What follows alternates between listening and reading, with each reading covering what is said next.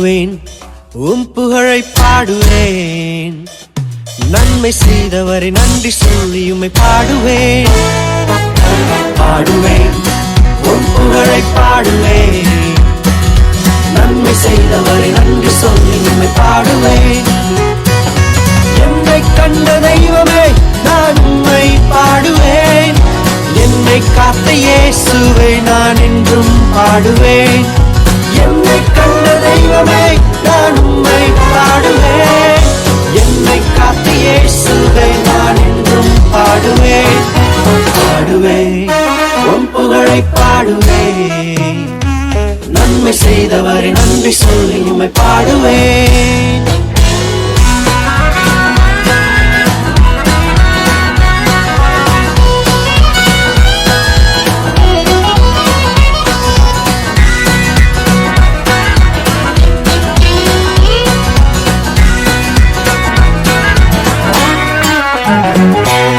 குழப்பங்கள் என்னை சூழ்ந்தாலும் நான் கலங்கிடேன். கலங்காதே என்று சொல்லி என்னை தேற்றினீர். குழப்பங்கள் என்னை சூழ்ந்தாலும் நான் கலங்கிடேன். கலங்காதே என்று சொல்லி என்னை தேற்றினீர். இயேசு என்னோடு இருப்பதால் பயமில்லை, பயமில்லை, பயமில்லை. இயேசு என்னோடு இருப்பதால் பயமில்லை, பயமில்லை, பயமில்லை. ஓ, என்னை கண்ட தெய்வமே நான் உம்மை பாடுவேன். என்னை காத்த இயேசுவை நான் என்றும் பாடுவேன். என்னை கண்ட தெய்வமே நான் உம்மை பாடுவேன். என்னை காத்த இயேசுவை நான் என்றும் பாடுவேன். பாடுவேன், உம் புகழை பாடுவேன். நன்மை செய்தவரை நன்றி சொல்லி உம்மை பாடுவேன்.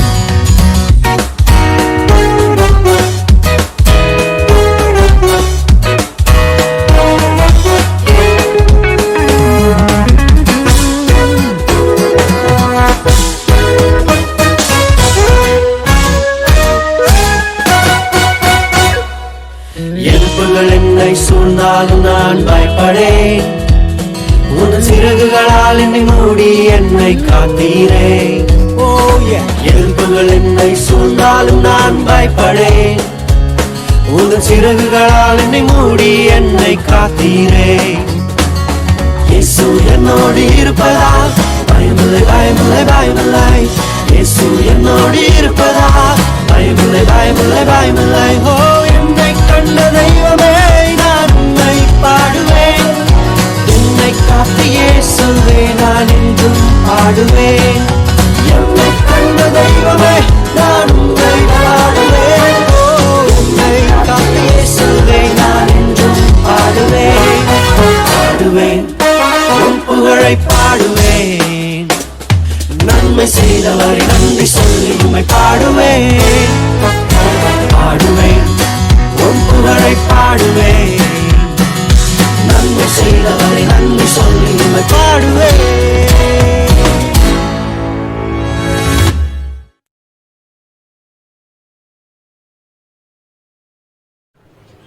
ஜெபம் செய்வோம். அன்பு நிறைந்த ஆண்டவரே, இந்த அருமையான வேலைக்காக நன்றி செலுத்துகிறோம்.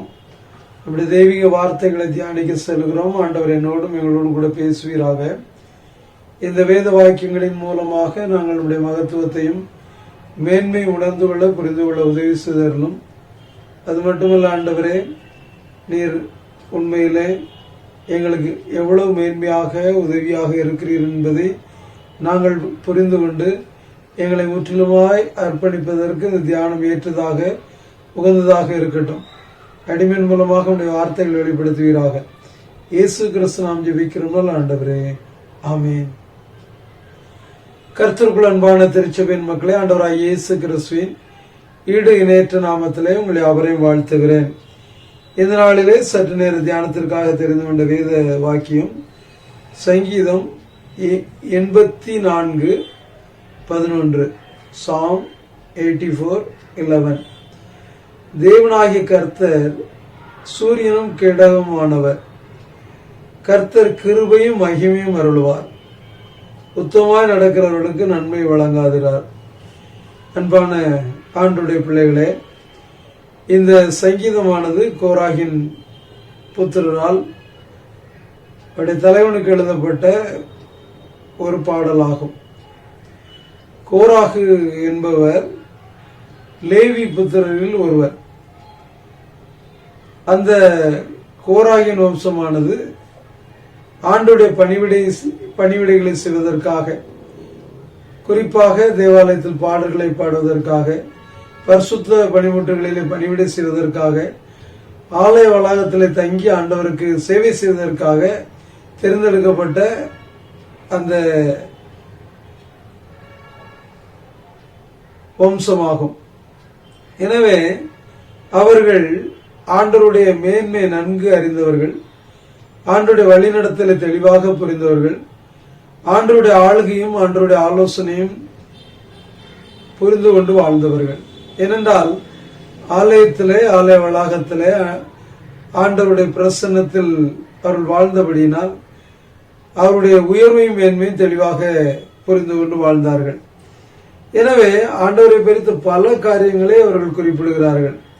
அதுல இந்த வசனத்துல கர்த்தர் சூரியனும் கேடகமானவர், அதாவது ஆண்டவர் நமக்கு வழிகாட்டுகிறவர், பாதுகாட்டுகிறவர். சூரியன் என்பது நமக்கு வெளிச்சத்தை தருகின்ற, ஒளியை தருகின்ற ஆண்டவரால் படைக்கப்பட்ட ஒன்றாகும். எனவே இந்த சூரியனின் வாயிலாக நமக்கு வெளிச்சம் கிடைக்கிறது. எனவே அந்த வெளிச்சத்திலே நாம் பாதையை தெளிவாக புரிந்து கொள்ளவும், சரியான பாதையில் செல்வதற்கும் அது உறுதுணை புரிகிறது.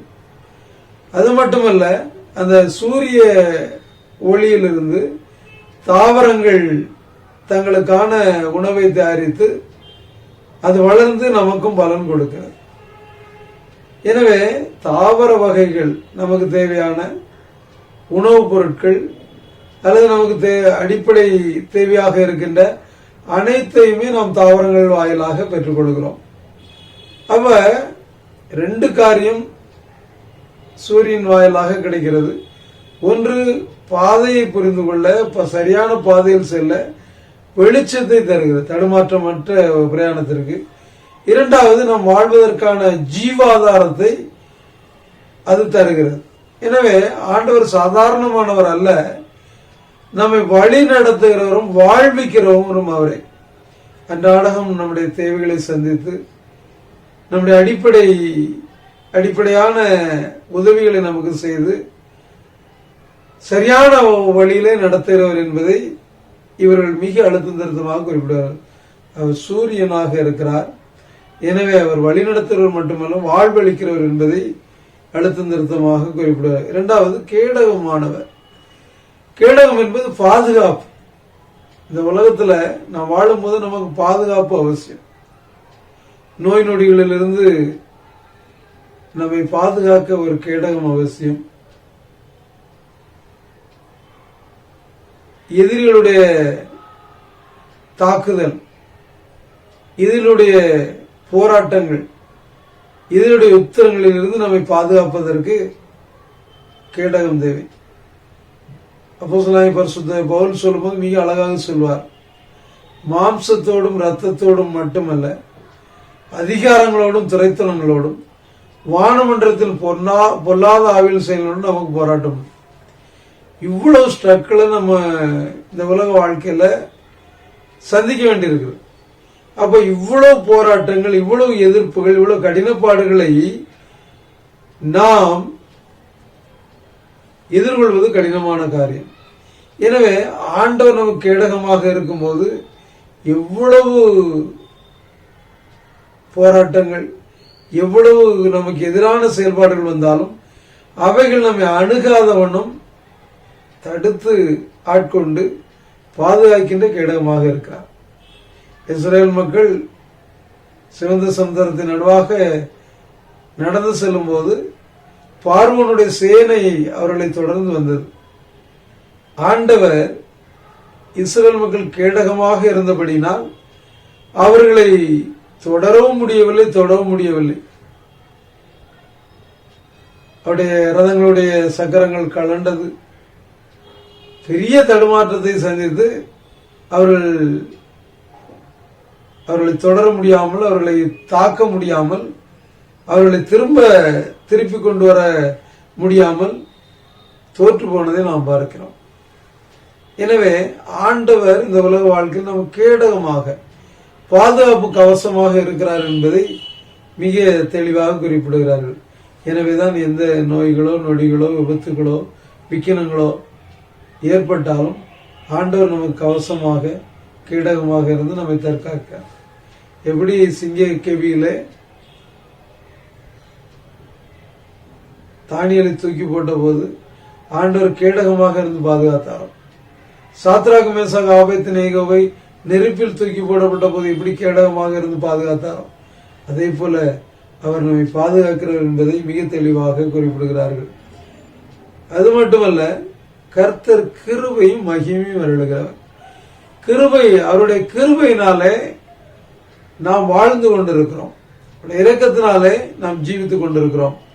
அவருடைய கிருபை பெரிதாக இருக்கிறபடினால் ஆண்டவர் நம்மை அனுதினம் வளர பண்ணுகிறார்.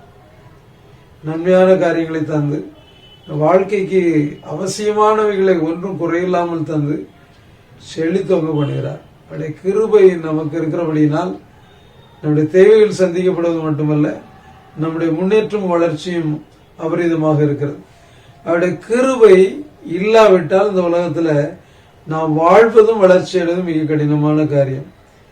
எனவே அவர் கிருபை அருளுகிறவர், மகிமை அருளுவார். இந்த உலகத்துல நாம் பேரோடு புகழோடு வாழ்வதற்கு, கீர்த்தியோடு வாழ்வதற்கு, நான் உங்களை கீர்த்தி புகழுமாக வைப்பேன் என்று சொன்ன வாக்கிற்கனங்க அவர் நமக்கு மகிமையான காரியங்களை, மேன்மையான காரியங்களை, புகழ்ச்சியான காரியங்களை, உயர்வான காரியங்களை அவர் அருளுகின்றபடினால் மற்ற மக்கள் மத்தியிலே நாம் பெயர் பெற்றவர்களாக, புகழ் பெற்றவர்களாக, மேன்மை பெற்றவர்களாக இருக்க அவர் துணை புரிகிறார். கடைசியாக குறிப்பிடும் போது, உத்தமமாய் நடக்கிறவர்களுக்கு நன்மை வழங்காதிரார்.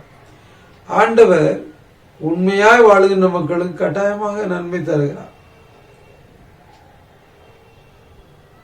உத்தமனுக்கு கர்த்தர் துணை. நாம் உண்மையாக வாழ்வதனால் இந்த உலகம் நம்மை பைத்தியக்காரர் என்று சொல்லலாம், பிழைக்க தெரியாதவன் என்று சொல்லலாம். உலகத்தினால் கிடைக்கின்ற நன்மை நமக்கு கிடைக்காமல் இருக்கலாம். ஆனால் உண்மையாய் நடக்கும்போது, உத்தமமாய் நடக்கும்போது ஆண்டவர் நமக்கு நன்மை தருவார். யோசேப்பு மிக உண்மையாக வாழ்ந்த மனிதர், மிக நேர்மையாக இருந்த மனிதர், பாவத்திற்கு விலகி ஓடின மனிதர். அவர் தன்னுடைய காரியத்தில் மிக உண்மை உத்தமமாக இருந்தபடியினால் ஆண்டவர் அவர் எகிப்திலே பார்வோனுடைய அரண்மனையில் உயர்ந்த அந்தஸ்தை பெறுகின்ற அளவிற்கு அவருக்கு நன்மை வழங்கினார். ஏன்? யோபு எவ்வளவு கஷ்டங்கள் வந்தாலும், எவ்வளவு பாடுகள் வந்தாலும், எவ்வளவு உத்தரவுகள் வந்தாலும் அவர் தன்னுடைய உத்தமத்திலே அப்படியே நின்றார். நண்பர்கள் கூட சொன்னாங்க, இதுவரைக்கும் உடைய உத்தமத்தில், அவருடைய துணைவியார் சொன்னார், இதுவரைக்கும் உடைய உத்தமத்தில் நீர் இருப்பீர், தேவனை தூசித்து ஜீவனை விடும் என்று சொல்லி சொன்னார். ஆனால் அவர் என்ன சொன்னார் தெரியுமா? பைத்தியாரி பேசுகிறது போல நீ பேசுகிறாய். தேவனிடத்திலிருந்து நன்மையை பெற்ற நாம் தீமையும் பெறக்கூடாதோ? கர்த்தர் கொடுத்தார், கர்த்தர் எடுத்தார், கர்த்தர் நாம் சோசனம் என்று சொல்லி தன்னுடைய உத்தமத்தில் அவர் நிலைத்திருந்தார். உத்தமாய் நடக்கிறவர்களுக்கு நன்மை வழங்காதார் என்று சொன்ன வாக்கின்படி யோகனுடைய முன்னிலைமையை காட்டிலும் ஆண்டவர் பின்னிலைமை இரட்டிப்பாக ஆசீர்வதித்தார். அன்பான ஆண்டவருடைய பிள்ளைகளே, உத்தமாய் வாழ்வது ஆண்டவர் எதிர்பார்க்கின்ற ஒன்று. ஒருவேளை பல கஷ்டங்கள் வரலாம், பல நெருக்கடிகள் வரலாம். உண்மையாக இருப்பதனால் நமக்கு கிடைக்க வேண்டிய காரியங்கள் காலதாமதமாகலாம். ஆனால் ஆண்டவர் நன்மை வழங்காமல் இருக்கிறவர்கள கட்டாயமாக நன்மை வழங்குவார். எனவே இந்த சின்ன வசனத்தில் மிக முக்கியமான கருத்து செறிவுகளை மிக அழகாக கோராயின் புத்தர் கூறியிருக்கிறார்கள். கர்த்தர் சூரியனானவர், அவர் நமக்கு வழிகாட்டுகிறவர், நம்மை வாழவும் வளரவும் பண்ணுகிறவர். அவர் கேடகமாக இருக்கிறார். நமக்கு இந்த உலகத்திலே வியாதிகளோ, விபத்துகளோ, விக்கினங்களோ, அந்தகார சக்திகளோ, கொடிய விஷ சந்துக்களோ, விலங்குகளோ நம்மை சேதப்படுத்தாத வண்ணம் அவர் நமக்கு கேடகமாக, பாதுகாப்பு கவசமாக இருக்கிறார். கிருபை அருள்வதனாலே அவருடைய கிருபையின் மேல் கிருபை பெற்று நாளுக்கு நாள் வளருகிறோம், நாளுக்கு நாள் செழித்திருக்கிறோம், நாளுக்கு நாள் முன்னேற்றத்தை மேன்மை பெறுகிறோம். அது மட்டுமல்ல, இந்த உலகத்துல நமக்கு மகிமை அருளுகிறார், மேன்மையை, புகழ்ச்சியை, உயர்வை அவர் வழங்குகிறார். எல்லாவற்றிற்கும் மேலாக உலக வாழ்க்கை நாம் உத்தமமாய் நடக்கும்போது நன்மை அவர் வழங்கி நம்மை மேன்மைப்படுத்துகிறார். இந்த அனுபவத்தை பெற்ற கோராகின் புத்திரர் தாங்கள் பெற்ற அந்த நன்மையை, தாங்கள் உணர்ந்த அந்த ஆண்டுடைய மேன்மையை நாமும் பெற்றுக்கொள்ள வேண்டும், உணர வேண்டும் என்று எழுதி வைத்திருக்கிறார்கள். அதை நாம் உண்மையாக விசுவாசித்து ஆண்டவரை பற்றி நடப்போம். அப்பொழுது கூறப்பட்ட அனைத்து நன்மைகளையும் ஆண்டவர் நமக்கு தருவார். எங்களை நேசிக்கிற அன்பு நிறைந்த ஆண்டவரே, நீர் தந்த நல்ல வார்த்தைகளுக்காக நன்றி. ஒரு சிறிய வாக்கியமாக இருந்தாலும் இவ்வளவு ஆழமான கருத்துக்களை ஆண்டவரே உங்களுடைய அடியார்கள் சொல்லி வைத்திருக்கிறார்கள். அதை நாங்கள் உண்மையாய் புரிந்து கொண்டு அந்த ஆண்டவரை உறுதியாய் பற்றி கொண்டு அதனால் வருகிற நற்பலன்களை பெற்றுக்கொள்ள இருந்தார். கேட்டுக்கொண்ட திருச்சபை பிள்ளைகள் ஒவ்வொருவரையும் பேர் பேராக, குடும்ப குடும்பமாக ஆசீர்வதியும். இந்த வசனங்களின்படி, இந்த வாக்கியங்களின்படி உடைய பிள்ளைகளை ஆசீர்வதித்து மேன்மைப்படுத்துவீராக. துதிய நம்ம எல்லாற்றையும் செலுத்துகிறோம். இயேசு கிறிஸ்து நாம் ஜெபிக்கிறோம் நல்ல ஆண்டவரே, ஆமீன். நம்முடைய ஆண்டவராகிய இயேசு கிறிஸ்துவின் கிருபையும் பிதாவாகிய தேவனுடைய அன்பும் பரிசுத்த ஆவியின் ஐக்கியமும் நம்முடைய பதிக்கிருப்பதாக. ஆமீன்.